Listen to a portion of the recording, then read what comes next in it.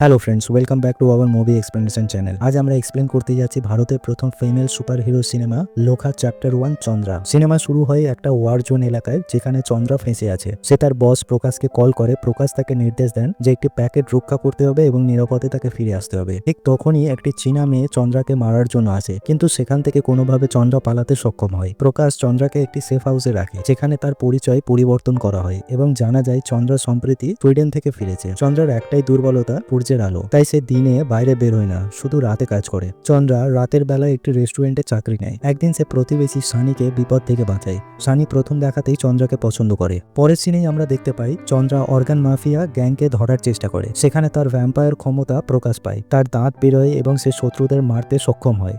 সানি তাকে সাহায্য করে। জানা যায় চন্দ্রার আসল নাম নীলি এবং সে ইমমর্টাল, 1000 বছর ধরে বেঁচে আছে। তারপরেই আমরা দেখতে পাই পুলিশ অফিসার নাজি আপ্পা চন্দ্রার ঘরে আসে তাকে ধরার জন্য, কিন্তু চন্দ্রা এবং সানি একসাথে তার মোকাবিলা করে।